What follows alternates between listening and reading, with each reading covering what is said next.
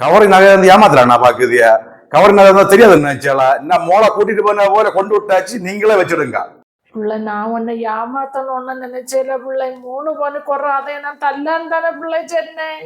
வாய முடி தண்ணி இളக்கி உங்களுக்கு நல்லது, இல்லைன்னா வாயிலிட்டதா கேட்டுருவியா? கல்லான்னு சொல்லி 1 வருஷத்துக்கு மேல ஆச்சு, இதுவரை தர முடியல. தர முடியாது எதுக்கு பெண்ணாட்டி வந்தியா? பெண்ணு உங்க வீட்டை வச்சுட்டு தானே.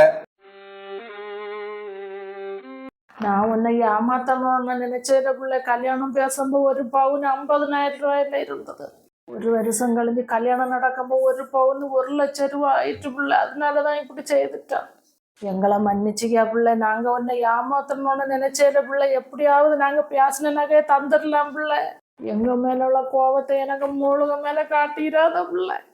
நீங்க சென்டிமெண்டா பேசி ஏமாத்தோன்னா பாக்காதுங்க. நீங்க தந்த நகையில இவ்வளவு கலப்படம் உங்க பெண்ணு மேல என்ன சந்தேகமா தான் இருக்கு. இனி உங்கள்கிட்ட பேசிட்டு ஒரு காரியமே இல்ல. உங்க பெண்ணு எனக்கு வேண்டாம். என்ன இருக்கு உங்க நகை வச்சிருங்க.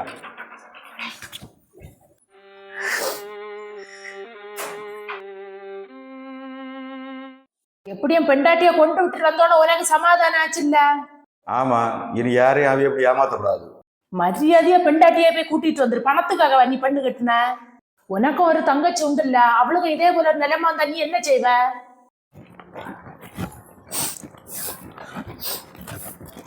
ஏன் மோளை தனியா வந்துருக்க?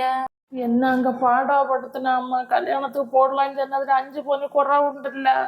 அதை வாங்கிட்டு வீட்டுக்கு வந்தா போதும் வீட்டுல விரட்டி விட்டுட்டுனா அம்மா.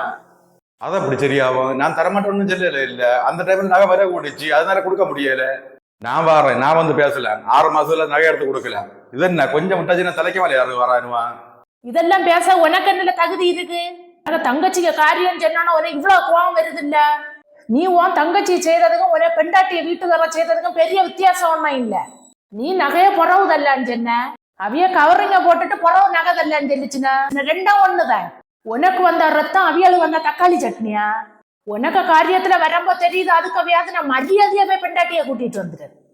இவ்வளவு காரியத்தை நான் பாத்துக்கலாம், அவ்வளவு நான் கொண்டு விடலாம். ஒன்ன போல ஒன்னும் இல்ல. மருமோன்ற காரியத்தை சொன்ன மருமோனுக்கு புரியும். மரியாதையா வீட்டுல இருந்து வெளியில போயிரு. பெண்டாட்டிய கூட்டிட்டு வந்தா மட்டும் வீட்டுக்குள்ள யாருன்னா போற. நீ அங்க என்னத்தையும் கொடுத்து வச்சிருக்கிறியா?